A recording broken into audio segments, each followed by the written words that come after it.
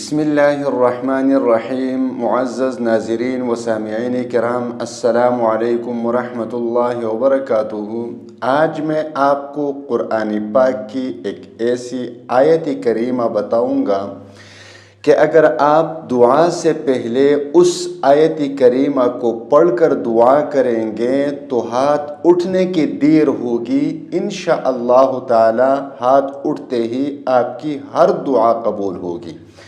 آپ نے اللہ تبارک و تعالیٰ سے جو بھی مانگا، اللہ تبارک و تعالیٰ آپ کی دعا کو رد نہیں فرمائے گا، مطلب آپ کی کوئی بھی دعا رد نہیں ہوگی۔ انسان پر مختلف قسم کے حالات آ جاتے ہیں، یا تو اچانک کوئی مصیبت آ جاتی ہے، یا کوئی پریشانی آ جاتی ہے،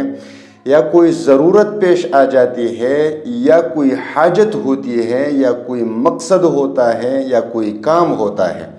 یا پیسوں کی ضرورت ہوتی ہے، یا مدد کی ضرورت ہوتی ہے۔ کبھی انسان کے رزق میں تنگی آ جاتی ہے، کبھی انسان بیمار ہو جاتا ہے، کبھی خاندان میں مختلف قسم کے مسائل آ جاتے ہیں۔ اب انسان اور کچھ نہیں کر سکتا سوائے ایک کوشش کے اور ایک دعا کے، اور لازمی بات ہے کہ جب انسان دعا کرتا ہے تو دعا اللہ سے مانگی جاتی ہے۔ اب دعا کا قبول کرنا نہ کرنا یہ اللہ کے اختیار میں ہوتا ہے، انسان صرف دعا مانگ سکتا ہے، قبول نہیں کر سکتا۔ یہ انسان چاہتا ہے کہ جتنی جلدی ممکن ہو میری دعا قبول ہو جائے، تاکہ یہ مصیبت ٹل جائے، یہ پریشانی ختم ہو جائے، رزق کی تنگی ختم ہو جائے، میری بڑی سے بڑی حاجت پوری ہو جائے، میں جس مقصد کو پورا کرنا چاہتا ہوں وہ پوری ہو، میں جس کام کے پیچھے ہوں وہ کام جلدی سے جلدی پورا ہو۔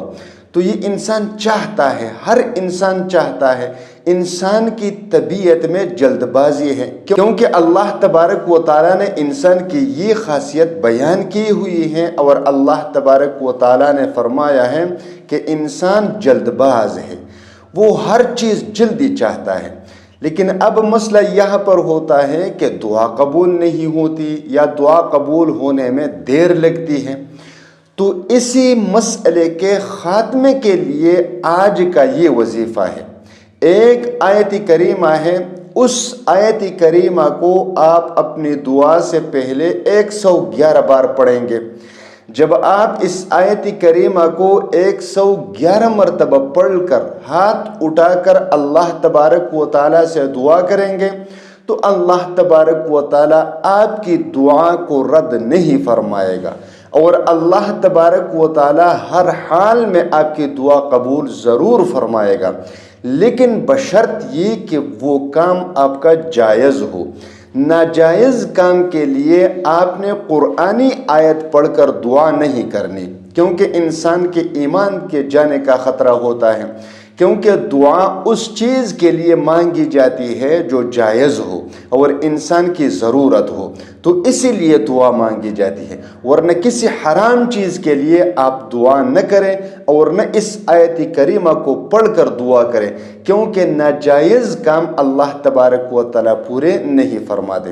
اب آیت کریمہ یہ ہے، اعوذ باللہ من الشیطان الرجیم، بسم اللہ الرحمن الرحیم، فسبحان اللہ رب العرش عما یصفون، فسبحان اللہ رب العرش عما یصفون۔ یہ آیت کریمہ اچھی طرح یاد کر لیں، اور جب آپ اس آیت کریمہ کو یاد کریں گے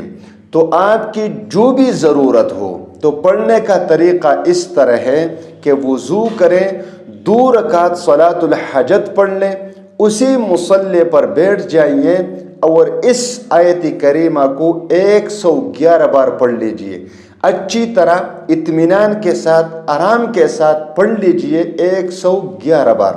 اور پھر ہاتھ اٹھائیے، ہاتھ اٹھا کر اللہ تبارک و تعالیٰ سے دعا کریں،